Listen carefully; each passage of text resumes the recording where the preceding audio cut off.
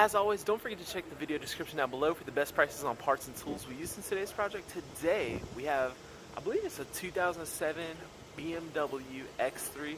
We're going to show you how to replace spark plugs and ignition coils for this thing. Let's check it out.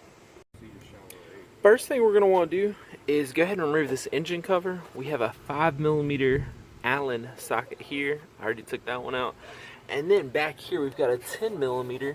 I'm going to go ahead and remove that fastener. Let's see if we can focus this camera. There you go. It's a 10mm bolt right there. And then we should be able to take this off. Alright, I just wanted to show you this ratchet fits back in there good. So this is our nice Milwaukee 3/8 electric ratchet. My battery's low, it just died. So, but anyways, I was just trying to show you that our ratchet will fit back in here. It looks kind of tight, but it fits. So we'll do that, and then I'll take this little bolt out. And now we should be able to go ahead and remove our cover. Like so. Alright, so we're just going to lift up, kind of pull this guy out of our way, and now we can see our ignition coils. 1, 2, 3, 4, 5, and 6 all the way in the back. For this customer, there's just a particular concern about cylinder number 2, and the way this goes is straight back. It's 1, 2, 3, 4, 5, 6. So we're just going to be replacing. They're on a budget, and that's okay. We're just going to be replacing this number 2 ignition coil and spark plug. And the way we're going to do this is, I believe this pops up. Yeah, pops up and pops.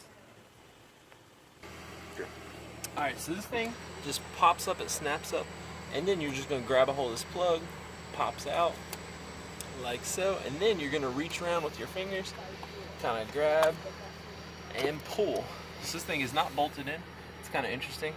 And then we're going to get our spark plug, which is down in there. You want to show it? There it is. Now we're just going to take a 16mm, some extensions in this ratchet. We're going to go down in there and lefty loosey. Oh, it's in there good. Now if I wasn't out of batteries, I'd just zap this out with the electric ratchet. It's a little bit faster. And if I had a longer extension, I would just spin the ratchet in a circle. That makes it go faster too. But we're just going to use this like a screwdriver. It's probably the fastest way.